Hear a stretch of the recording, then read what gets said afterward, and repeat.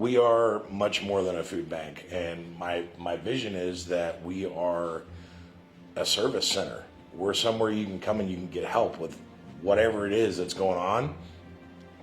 We can either do something for you or point you in the direction of somebody that's going to do something for you.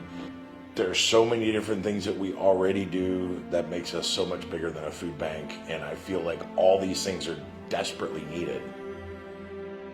The work that we do, it's very hard to put into words because we see the need in somebody and we try to fulfill it.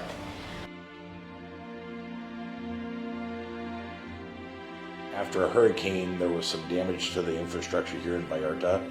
So the water in this area had a lot of oxides in it and a lot of different stuff coming up in it. So we put in a very nice filtration system that was donated to us by Home Improvement PV. So anybody who comes between 9 and 3 can fill up whatever container they can walk off with.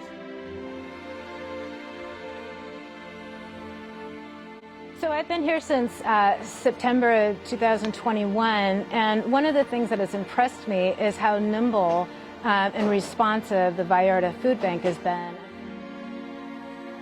Instead of providing dispensas, which would be bags of things like beans and powdered milk and things like cans of tuna, they've now opened up a store where people that have gone through a vetting process can go to this location and select the items that they need.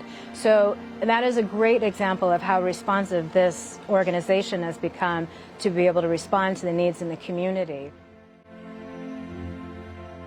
We need some help to supply this store with more options for these people so they can come and select things that will really make a difference for their families. For example, getting the same items from the food bank on a regular basis is great, but oftentimes with the store, they're able to select something that maybe they need more for themselves. It empowers them to make choices, which is so important for people where they have a say. They get to influence what they need. I heard about this organization. What was really impactful for me is that they used to do this 6 days a week, but due to limited funding and resources, especially now during the low season, they've had to cut that in half to 3 days now. So I think any extra help that they can get resource-wise, just people volunteering their time to help give back to these great people in this neighborhood, I think is worth it.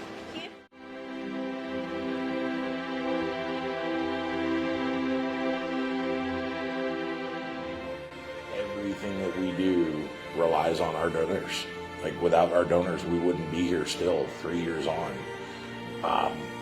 I'm very happy every day that we have some of the donors that we do. They step up to the plate. We get online. We say, hey, we really want to go help this community, and they step up to the plate. But we rely heavily on our monthly donors to make the day-to-day work. So right now we're down to a reduced schedule because there's not quite enough coming in monthly for us to be open 5 days a week anymore. The way that people can help varies, If you can't come volunteer, which we appreciate, and maybe you don't have a lot of income to work with, so money's not your thing. Go through your closet. You got some shoes in there that you haven't worn since the 80s. If they're still serviceable, I'll take them. You got an extra fridge down in the garage that you don't use because you got a new shiny one, I'll take that too. Everything's useful. Even if we don't use it, we know someone who does. We know someone who needs it.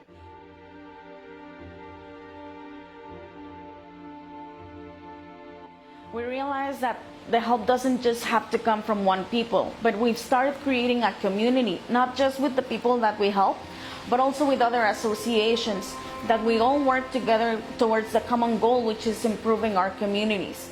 And because we started this, now so many more people get seen and get help from many other ways.